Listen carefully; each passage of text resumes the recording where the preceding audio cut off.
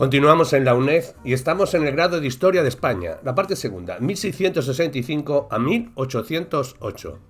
Y estamos hablando de la crisis en el gobierno de Carlos III, el antiguo régimen. Hablemos del Segundo Imperio. La política económica de España, en América, se ajustó al modelo del desarrollo político e hizo gala de un contraste similar entre los periodos anterior y posterior a 1750 entre el compromiso y el control, entre un monopolio laxo y un monopolio rígido.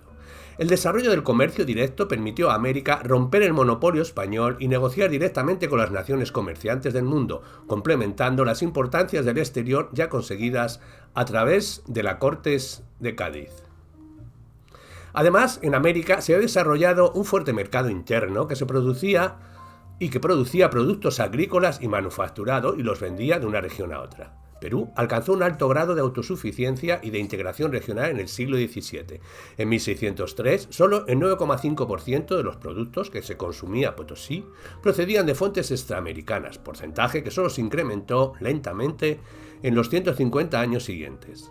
El desarrollo del mercado interno y la expansión del mercado interamericano fueron signos de una libertad creciente respecto al control monopolístico y de un grado importante de autonomía colonial. Y lo que no se producía en las colonias lo producían y se podía obtener del exterior. Los sectores monopolistas de Sevilla se ajustaron a las nuevas condiciones, admitiendo extranjeros en el comercio de las Indias, pero reservándose un lugar para ellos en esta actividad. Los caudales americanos se incrementaron fuertemente durante los reinados de los últimos Austrias y fueron más importantes que en tiempos de los primeros monarcas borbónicos, a excepción de los años en torno a 1730. Volvieron a incrementarse desde 1750, aunque no de forma continua, y permanecieron desde entonces en un nivel elevado, sin sobrepasar el máximo anterior hasta después de 1780. Los extranjeros dominaban ahora Cádiz, relegando a España a una posición secundaria en un comercio que controlaba teóricamente. Ahora bien, hay otra forma de contemplar esa inferioridad. Los envíos de metales preciosos eran el sistema que permitía a España equilibrar su balanza comercial con el resto de Europa y mediante el cual la economía española importaba lo que no producía, pagando la diferencia con los productos que poseía, es decir, con metales preciosos. Esa estructura no podía ser modificada simplemente a través de una reforma del comercio. Pero los Borbones lo rechazaron, porque para cambiarla España tenía que industrializarse y eso no era una opción realista. Para ellos, los intereses españoles temen dos enemigos, los fabricantes americanos y los comerciantes extranjeros. Por muy ilustrados que fueran, los políticos españoles, desde Campillo a Campomanes, pretendían acabar con las manufacturas americanas. A continuación, si era posible acabar con el otro problema. España poseería un auténtico monopolio, un mercado cautivo. De esta forma, el consenso económico dejó paso a los controles, la autonomía y la dependencia, en un proceso que se avanzó paralelamente con el cambio político. El trato dispensado a las Indias fue el de meras colonias, considerándose que su papel era el de producir exclusivamente para la metrópoli. Los planificadores borbónicos habían intentado remonopolizar el comercio de ultramar desde que en los años 1720 Patiño hiciera los primeros esfuerzos en ese sentido, mientras que los comerciantes y consumidores americanos, junto con los intrusos extranjeros, se aferraban a los viejos hábitos del comercio directo. Ahora, hacia 1760, se conjugaron una serie de factores: un nuevo monarca, la derrota a manos de Inglaterra, la necesidad de ingresos y la esperanza de desarrollo económico, que determinaron un nuevo impulso y una nueva política. En el verano de 1764 se organizó una comisión técnica para el comercio colonial, que hizo públicas sus conclusiones en febrero del 1765. El monopolio de Cádiz, el sistema de flotas, las limitaciones del número de barcos autorizados, los impuestos elevados sobre las exportaciones y las importaciones y el método anticuado de imposición sobre el volumen de mercancías sin referencia a su valor eran condenados en ese informe. El decreto de 1765 fue el modelo para la ampliación gradual de la libertad de comercio más allá del Caribe, a Luisiana en 1768 y a Yucatán y Campeche en 1770. A comienzo de 1778, una serie de decretos ampliaron el sistema a Chile, Perú y el Río de la Plata. Pero la libertad de comercio anunciada en 1778 fue una libertad limitada. Abolió el monopolio de Cádiz, pero reafirmó el monopolio de España. Abrió la América española a todos los españoles, pero la cerró, con más firmeza aún, al resto del mundo. Las colonias consiguieron nuevas vías de acceso al mercado español, pero se les denegó el acceso al mercado mundial. Se vieron inundadas exportaciones de España, pero protegidas más estrechamente aún de los intrusos extranjeros. Además, el comercio libre no fue una medida para todos, ni siquiera en el contexto del mundo hispánico. Los puertos de la península no comenzaron súbitamente a competir por el comercio americano. Hubo unos ciertos ajustes regionales, pero no en suficiente medida como para reducir la primacía de Cádiz. Andalucía, en general, y Cádiz en particular, continuaron gozando de una ventaja natural en el comercio y navegación con América, firmemente enraizada en la historia y la geografía. Cádiz todavía dominaba el comercio, ahora con el beneficio de contar con el mayor número de mercados en América. Sus exportaciones avanzaron de manera importante y en el periodo 1778 a 1796 supusieron el 76% de las exportaciones españolas a América. En las postrimerías del siglo XVII y en los años aurorales del siglo XVIII, agentes catalanes vendían en Cádiz productos de su región a los armadores andaluces. Luego, desde 1730, los comerciantes catalanes cargaban sus productos directamente en las flotas, comerciando por su propia cuenta, aunque en el contexto del monopolio gaditano. También en América se instalaron agentes catalanes en diversos puertos para representar los intereses de sus compañías en Barcelona. La fundación de la Real Compañía de Barcelona, 1755 al 56, con la concesión de privilegios para comerciar con Santo Domingo, Margarita y posteriormente Cumaná, no vio cumplidas sus expectativas. En los 30 años siguientes organizó 40 expediciones comerciales, todas ellas de menor cuantía y con escaso capital, y su mérito principal fue el de preservar la presencia catalana en aguas americanas. No todo fueron bendiciones en el comercio libre para la economía catalana ni para las demás regiones en general. La historiografía moderna considera esa decisión como una medida fundamental fiscal, subordinándolo todo al aumento de los impuestos. Para Cataluña, pues, significó el incremento de su volumen comercial colonial en el que se incluyeron nuevos productos y no solo reexportaciones de productos extranjeros. El comercio americano se convirtió así en el sector más dinámico del comercio catalán en la segunda mitad del siglo XVIII. El principal producto de exportación era el aguardiente, 31%, seguido de las indianas y los lienzos pintados, sedas, vino y frutos secos, otros productos textiles y papel. Los productos industriales suponían el 64% de las exportaciones catalanas a América y los agrícolas el 36%.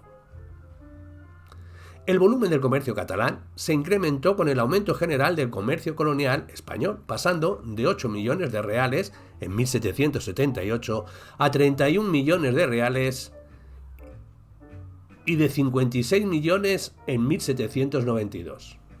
Pero Barcelona no dependió nunca del mercado americano en la misma medida que Cádiz. Por su parte, Galicia no estaba en condiciones de emular a Cataluña, protegida desde 1764 a 1778 por el privilegio de poder enviar navíos de registro a La Habana y Montevideo. La Coruña estuvo en condiciones de participar en el monopolio y de enviar cargamentos, el 44% de los cuales estaban formados por su propio producto de lino para los sectores populares. Se convirtió así en un puerto intermediario de exportaciones extranjeras y españolas, y su comercio americano declinó en los decenios posteriores a 1778. La recesión dejó paso a un hundimiento total en 1796, cuando la guerra con Gran Bretaña cortó las rutas comerciales y cuando Galicia perdió su comercio americano y no encontró otros mercados a los que dirigir sus productos. El periodo 1748-1778 contempló un crecimiento sostenido del comercio de las Indias y aparte de una ligera depresión en 1771 al 75, las exportaciones conocieron una tendencia ascendente, reflejo tal vez del crecimiento de todos los sectores de la economía mexicana y del incremento de la producción de plata. Cada vez fue mayor el número de navíos de registro que transportaban mercancías a Sudamérica, barcos más rápidos y más capaces las flotas de dar respuesta a las necesidades del mercado.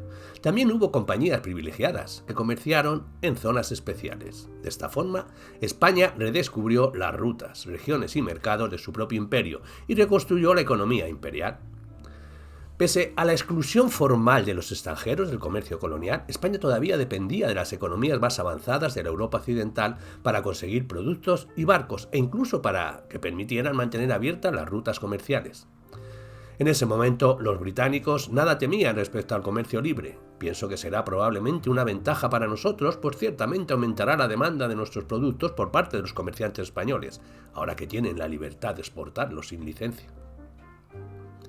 Según el Servicio de Información Comercial británico, la flota de 1772 transportó productos de exportación por valor de 19,7 millones de pesos, significando los productos españoles solamente el 12,6%. La conclusión parecía clara. Todos los intentos de excluir a los comerciantes extranjeros del mercado no han tenido éxito hasta ahora. Pero se trataba fundamentalmente de productos agrícolas. La industria nacional no respondió a la demanda del mercado colonial. España no se convirtió en una metrópoli desarrollada y la economía española, lejos de complementar la producción colonial, competía con ella. En Cádiz todavía dominaban los extranjeros. En el decenio de 1750, los comerciantes extranjeros acumulaban el 80% de los beneficios. América enviaba a España un promedio anual de 15,2 millones de pesos, considerando en conjunto el sector público y el privado en el periodo 1756 a 1778. En conjunto, la tendencia general de periodo fue menos favorable que la de la década inmediata precedente, que había reportado un promedio anual de 17 millones de pesos, y la primera etapa del comercio libre supuso pues un gran impulso al comercio y a las remesas de metales preciosos americanos. Para ello, sería necesario esperar hasta 1778. Estos fueron los años punta del comercio americano, 1776-1778, y los resultados se aprecian en las remesas de metales preciosos. La guerra de 1779 a 1783 no provocó la interrupción total de los envíos. Una serie de convoyes franco-españoles consiguieron atravesar el Atlántico, transportando varios millones de pesos, pero el grueso de la producción permaneció en América, en espera de la seguridad de la paz. El periodo más normal, de 1786 a 1795, reportó unos ingresos anuales de 25,6 millones de pesos, que pueden compararse con el récord anterior de 19,9 del siglo XVIII, en 1766 a 1770.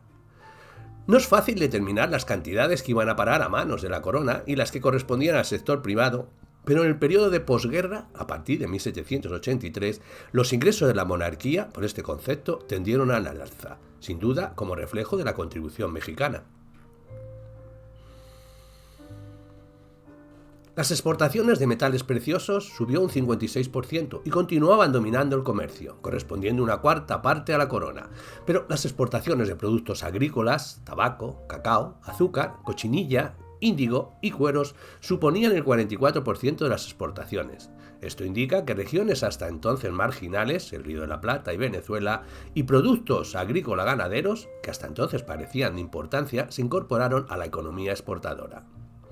Tal vez este es el ejemplo más claro de lo que se podía conseguir cuando la determinación real y la política gubernamental actuaban sobre una economía hasta entonces inerte, aunque a un alto coste para el Alto Perú, obligado a financiar el nuevo papel de Buenos Aires en el conjunto imperial. También Cuba conoció el éxito. La producción de azúcar de Cuba se había triplicado en 1791 con un crecimiento anual de más del 4%, aprovechando los productos, las dificultades de las colonias rivales productoras de azúcar.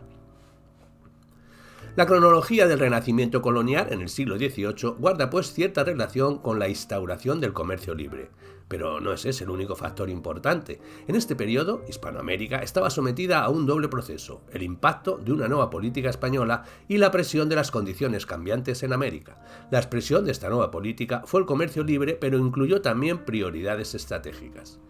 Las condiciones cambiantes adoptaron la forma de crecimiento geográfico, gran desarrollo del sector minero, expansión agrícola y desarrollo del mercado interno, factores que no en todos los casos fueron consecuencia de los imperativos imperiales. El nuevo impulso al comercio español no tardó en significar la saturación de esos mercados limitados, y en la década de 1780 el problema de las colonias no era otro que el de conseguir los recursos necesarios para pagar unas importaciones cada vez más cuantiosas. El papel de América siguió siendo el de consumidor, extractor en las minas y cultivador en las plantaciones. La penetración de los productos europeos fue más notoria en las nuevas zonas del desarrollo como el Río de Plata y la Nueva Granada, pero fue un proceso lento y parcial. Las importaciones de productos europeos en los mercados urbanos de México y Perú entre 1786 y 1792 no alcanzaron el 25% de las transacciones totales.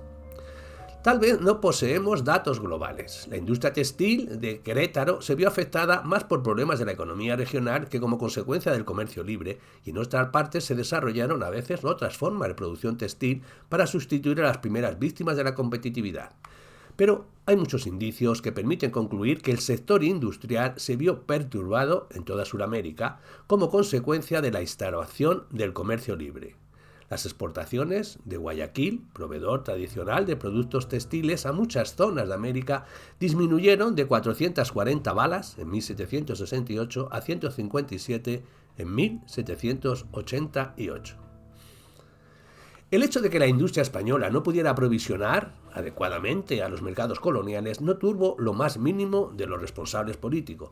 Después de todo, existía un pequeño sector industrial en España decidido a conservar su mercado cautivo.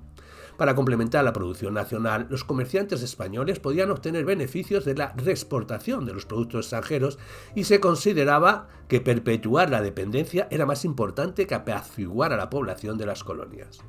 En el pensamiento imperial español era un axioma que la dependencia económica era requisito indispensable de la lealtad política y que el incremento del número de industrias en las colonias estimularía la autosuficiencia y la autonomía. El virrey Francisco Gil de Taboada observó que el declive de las manufacturas en Perú y en las colonias adyacentes no era consecuencia de la abolición del repartimiento, sino del incremento de las importaciones y del descenso de precios tras el establecimiento del comercio ubre, con gran beneficio para el Estado. Era este un eco del reglamento de 1778 que abogaba por un comercio ubre y protegido tanto de los americanos como de los extranjeros. Los industriales españoles estaban permanentemente alerta ante cualquier transgresión de esa fórmula.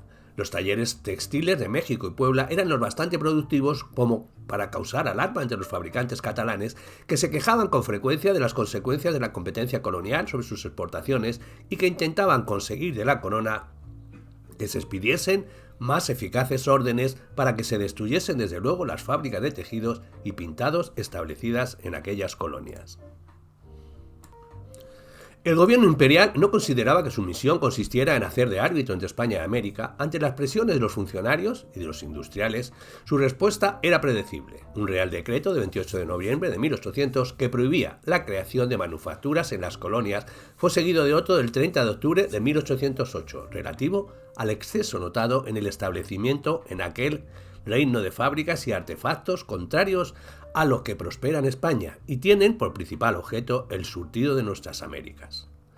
La política económica, el comercio de ultramar y las remesas americanas, todo apunta en la misma dirección. El Segundo Imperio Español era un imperio que funcionaba, cuyas minas, plantaciones y ranchos rendían beneficios a sus propietarios y excedentes a España. Desde el decenio de 1780, la industria recibió una importante inyección de capital mercantil. Consecuencia indirecta del libre comercio, nuevos comerciantes penetraron en el comercio colonial con menos capital, pero con más iniciativas. Nada hicieron los Borbones por modernizar la agricultura americana, como tampoco lo hicieron en España. La gravaban con impuestos, como fuente de ingresos, ya fuera directamente o mediante monopolio, pero lo que les interesaba era obtener beneficios inmediatos y no a largo plazo. Por ello, la reestructuración no entraba en sus cálculos. Los rentistas peninsulares y los funcionarios de impuestos de la corona eran considerados como parásitos en el sector agrario. Los terratenientes criollos buscaron nuevas salidas al margen de las que le permitía España. En Venezuela, los grandes propietarios, productores de cacao, índigo, tabaco, café, algodón y cueros, se veían permanentemente constreñidos por el control español del comercio de importación y exportación. Burócratas, comerciantes y emigrantes, estos fueron los agentes del Segundo Imperio. La promoción de la migración hacia las colonias no fue parte de un programa oficial para repoblar América, aunque sincronizó con el imperialismo renovado y reforzó la presencia española. A todo lo largo y ancho de América, España se apoyaba en los peninsulares para renovar los lazos de imperio entre una población en la que no confiaba plenamente. Pero cabe plantearse si el gobierno español sabía siquiera cuántos españoles había en América. Según Alexander von Humboldt, Hispanoamérica, tema en 1800, una población total de 16,9 millones de habitantes, de los que 3,2 eran blancos y de ellos solo 150.000 peninsulares. De hecho, el número real de peninsulares era menor, cerca de 30.000 y no más de 40.000. Incluso en México, la zona que recibía el mayor índice de inmigración, solo había 14.000 peninsulares en una población total de 6 millones, de los que 1 millón eran blancos.